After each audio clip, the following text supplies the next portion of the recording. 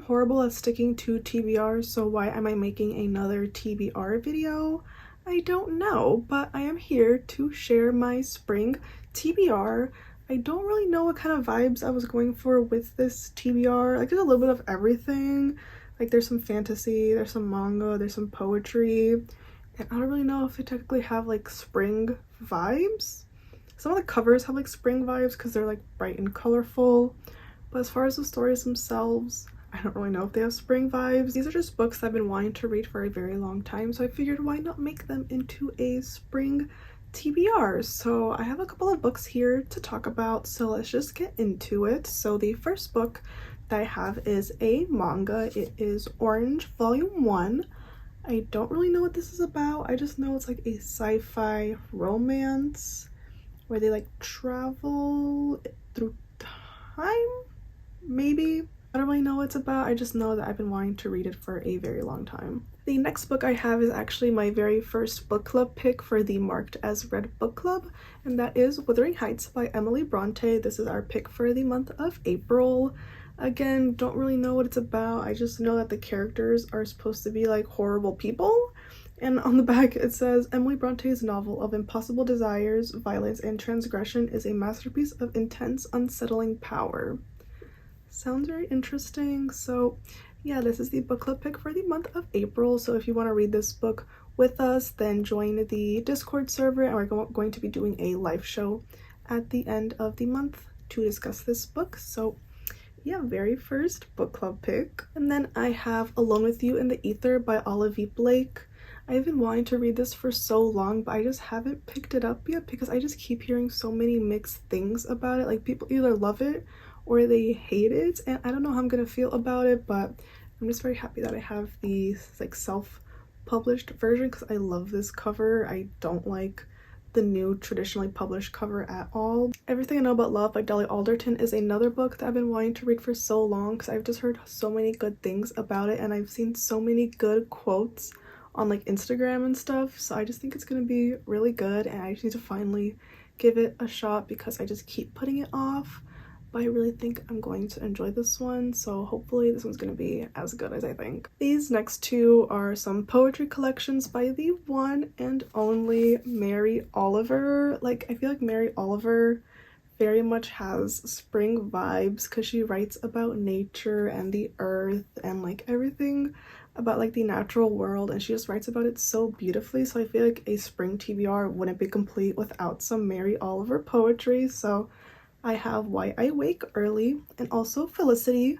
Both are very short, obviously, and I've been making my way through Devotions, which is a bunch of like random poems from all of her collections, I guess, and I've been really enjoying it. I'm almost done with this, so I'm not including it as part of this TBR, but I've been really loving Devotions, like just the way that she writes about like the most mundane things, but also about the things about nature, like just the way that she just writes about like the world around us is just so beautiful. Like, she just gets it, you know, like she just gets it, and I just love her poetry so far. I want to read even more of it, so really excited to dive into these. And I also want to read Upstream, which is a collection of essays, again also about like nature and just like trees and just like all of like nature vibes, and I love the cover for it, and I need to get a physical copy. I'm supposed to be on a no buy, but I might make an exception for Upstream because I've been wanting to read it for so long, and now that I know that I love Mary Oliver, I feel like I need to have a copy of it. But yeah, Mary Oliver, queen of poetry, queen of spring. Like, spring is her season, honestly. Maybe even fall, based on the cover of Upstream. I feel like fall and spring are like Mary Oliver's seasons, like especially spring, I think, just based on what I read so far. But yeah, definitely need to read some Mary Oliver this spring. I also have Emma by Jane Austen. I don't really know why I added this to my TBR. Like, this is kind of random because I haven't been like dying to read this one yet, but I have been wanting to make my way through Jane Austen's works, and I feel like Emma can be a good starting point. Also Pride and Prejudice, but I tried reading Pride and Prejudice last year I just wasn't vibing with it, so I want to try something else. I will give Pride and Prejudice another shot eventually, but I just want to try something else by Jane Austen, so I feel like Emma might be a good start.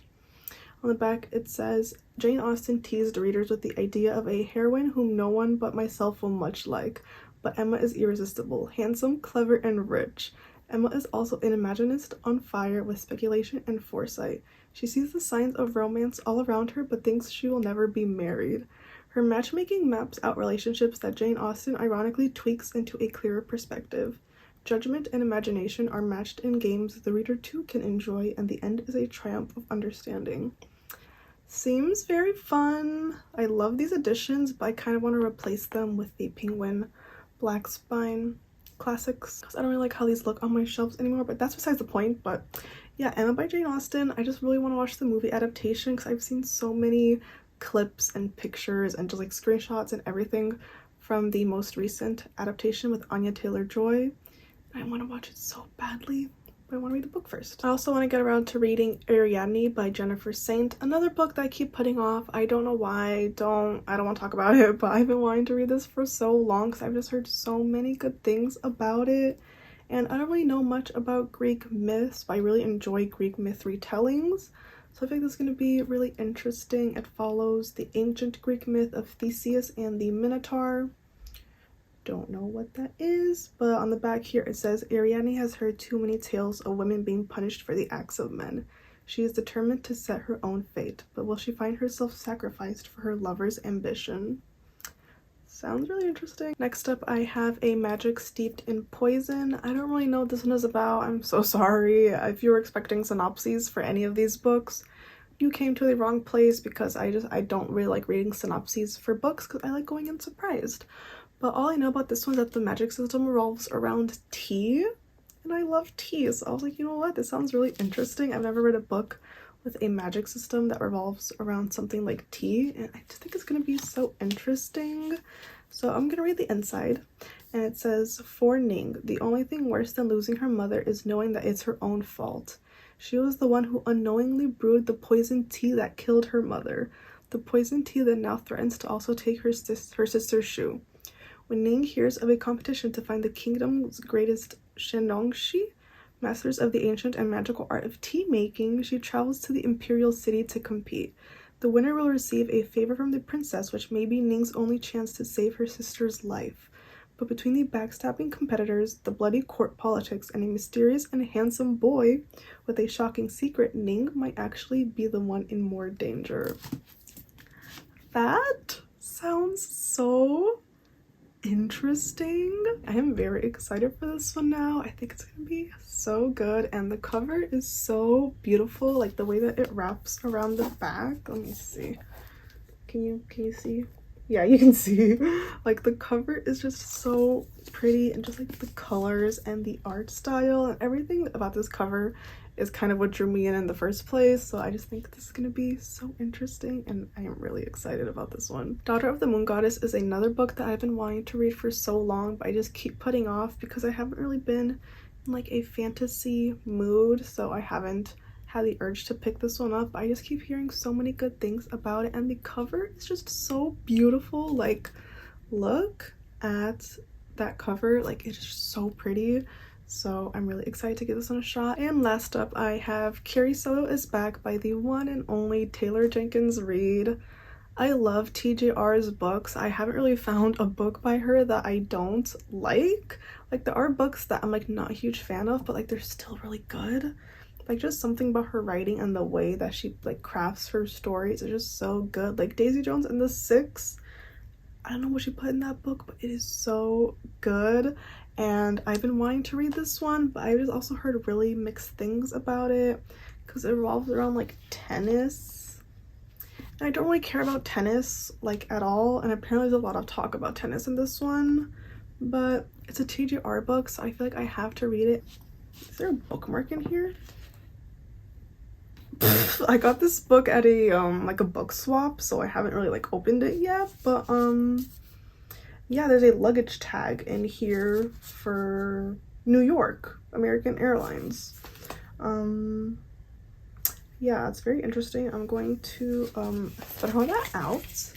That it's a little random. I was like, what is that? And then I saw that it was a luggage tag being used as a bookmark. But yeah, I mostly want to read this one because it is TJR and I will literally read anything that she writes. And I think this is the last book that takes place in like the TJR cinematic universe of Malibu Rising, Daisy Jones and the Six, and The Seven Husbands of Evelyn Hugo. I think this also takes place in that same universe. So those are all of the books on my TBR, but I'm also just going to give an honorable mention to The Count of Monte Cristo because I am currently reading this.